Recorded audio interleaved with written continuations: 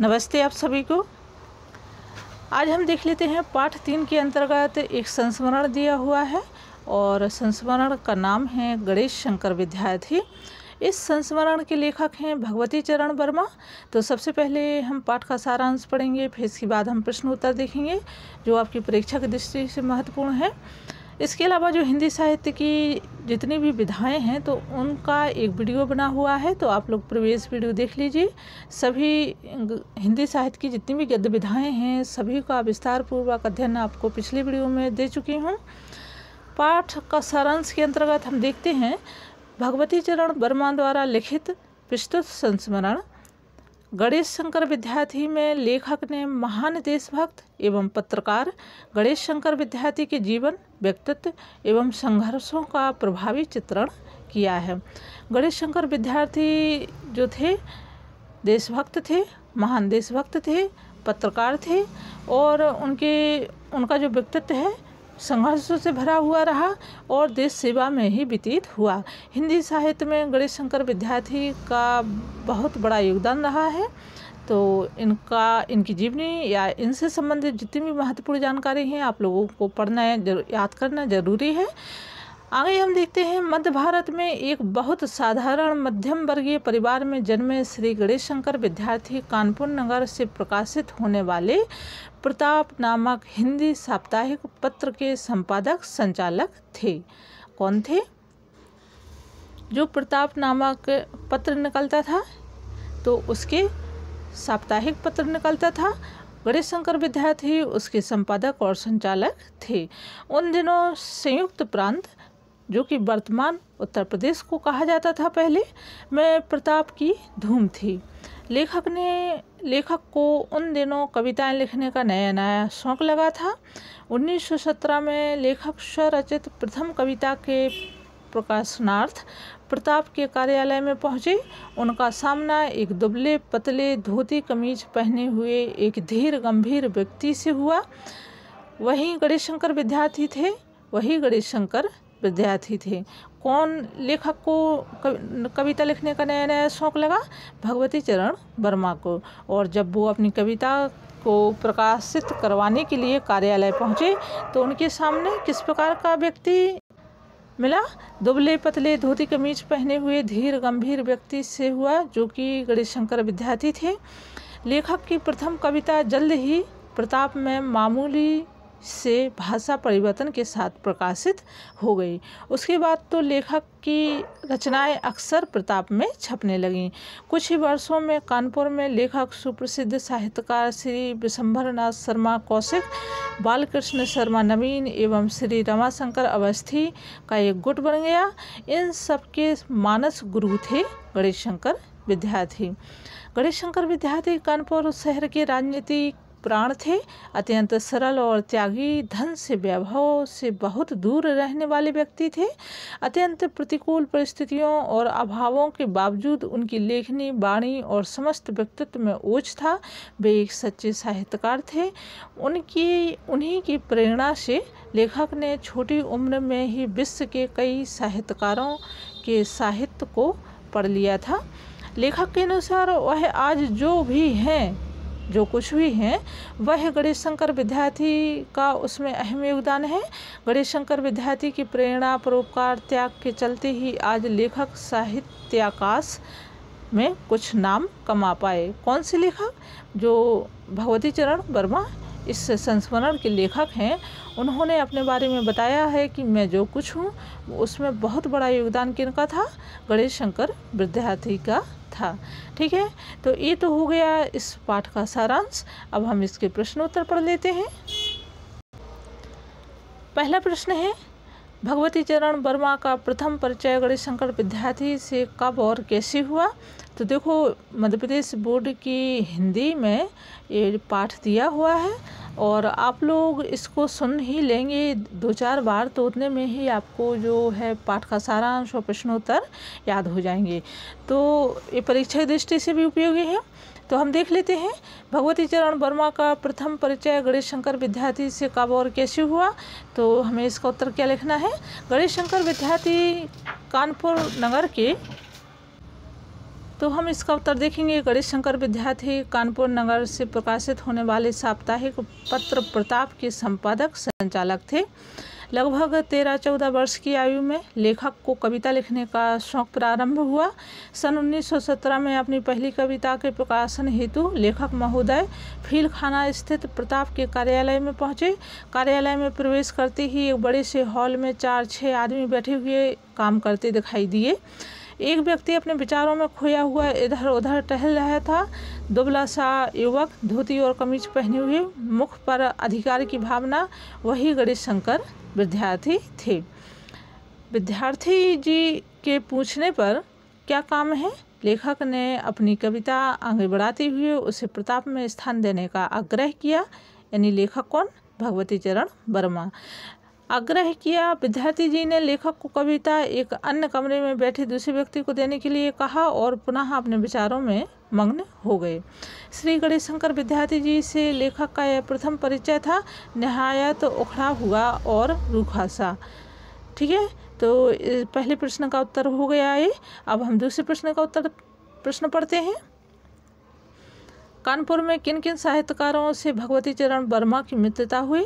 तो इसका सही उत्तर है, अपनी प्रारंभिक कविताओं में प्रताप में छपने के 2-3 साल के अंदर ही लेखक की मित्रता कानपुर के सुप्रसिद्ध साहित्यकार श्री विशंबरनाथ शर्मा कौशिक, बालकृष्ण नवीन एवं श्री रमाशंकर अवस्थी जैसे उच्च कोटि के साहित्यकारों से हुई। अगला हम प्रश्न देखते हैं। गणेश शंकर विद्यार्थी के व्यक्तित्व की विशेषताओं पर प्रकाश डालिए। तो हमें इसका उत्तर क्या लिखना है? गणेश शंकर विद्यार्थी का व्यक्तित्व अत्यंत विशाल एवं गहरा था। उनके व्यक्तित्व की अन्य विशेषताओं को निम्नलिखित बिंदुओं के माध्यम से स्पष्ट किया जा सकता है। तो पहला बिंदु क्या है? साधारण कद काठी एवं पहनावा। यानी कि जो उनकी हेल्थ हाइट थी वो क्या थी? नॉर्मल, साधारण कद काठी, और साधारण ही उनका पहनावा था जो उस समय चलता था, धोती कुर्ता। तो इसके अंतर्गत हम लिखेंगे गणेश शंकर विद्यार्थी की कद काठी साधारण थी। वे साधारण कद के दुबले पतले से युवा थे। उनका पहनावा भी अत्यंत साधारण होता था। वे अक्सर धोती कमीज पहना करते थे। ठीक है, अब इसका हम दूसरा पॉइंट देखते हैं। क्या है? गंभीर व्यक्तित्व। साधारण कद काठी के स्वामी गणेश शंकर विद्यार्थी का व्यक्तित्व बेहद गंभीर था। उनकी सोच उच्च दर्जे की थी। वे अक्सर किसी भी समस्या के समाधान को ढूंढने के क्रम में गंभीरतापूर्वक विचार करते थे। तीसरा पॉइंट है निर्भीक संपादक एवं संचालक। तो इसके अंतर्गत हम लिखेंगे कि कानपुर अंग्रेजों के शासनकाल में कानपुर नगर में से न सिर्फ उन्होंने प्रताप का सफल प्रकाशन एवं संचालन किया, बल्कि निर्भीकता के साथ उन्होंने सरकार की गलत नीतियों, पूंजीपतियों द्वारा मजदूरों के साथ होने वाले शोषण पर अपनी बात कही। वास्तव में उनका समाचार पत्र प्रताप भारत का एक अति शक्तिशाली साप्ताहिक पत्र बन गया था। उनकी लेखनी, वाणी और व्यक्तित्व में बला का ओज था। चौथा पॉइंट है महान देशभक्त एवं समाज परिवर्तक।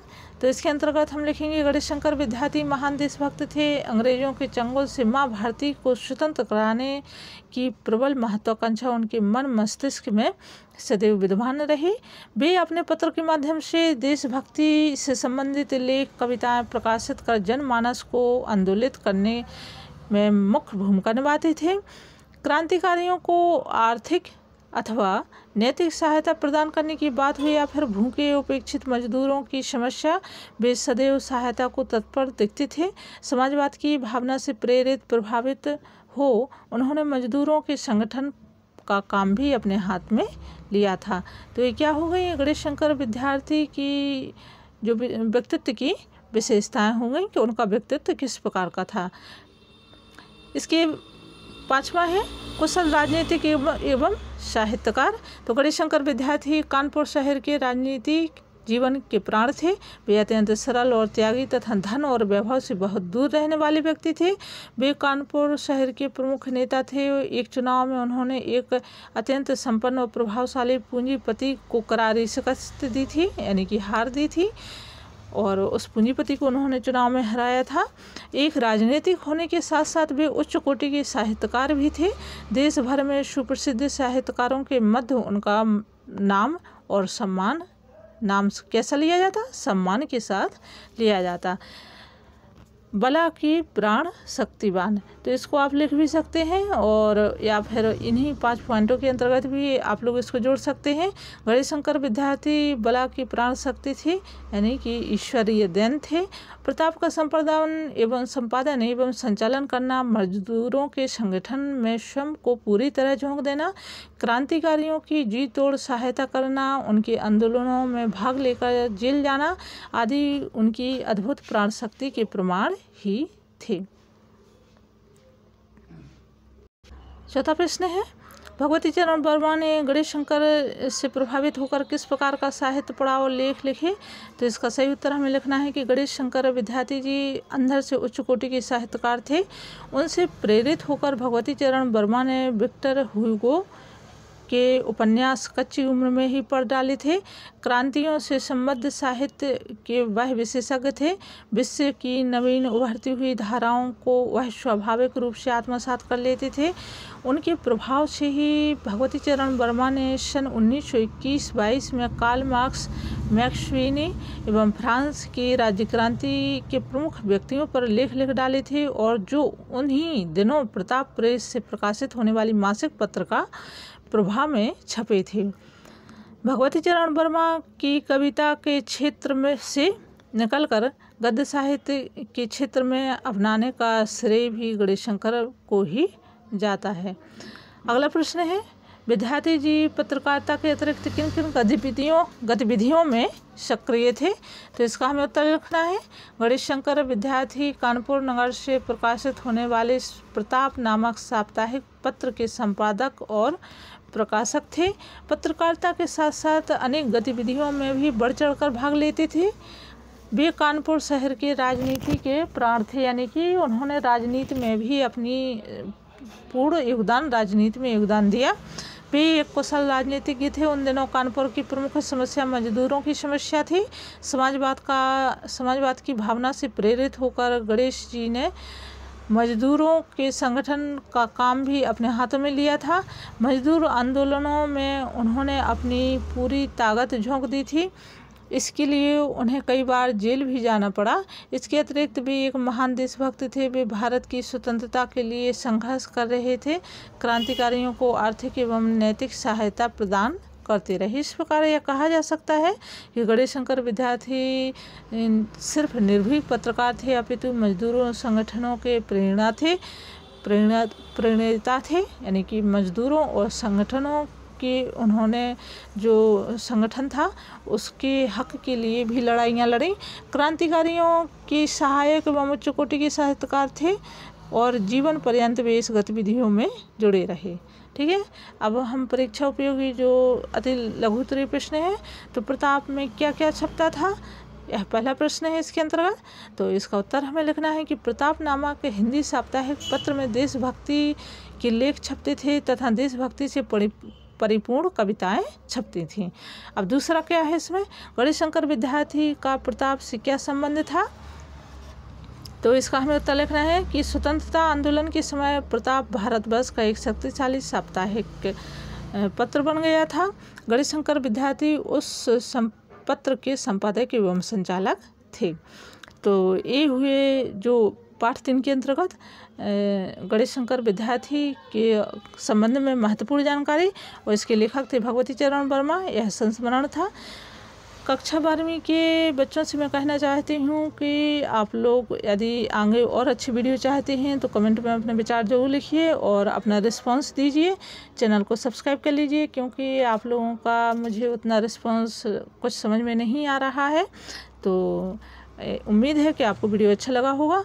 और यदि आप लोग चाहते हैं कि लाइव वीडियो लूँ मैं, तो कृपया कमेंट में ज़रूर लिखिए, तो मैं लाइव आऊँगी और आपकी जितनी भी समस्याएं हैं उनका ज़रूर समाधान दूँगी।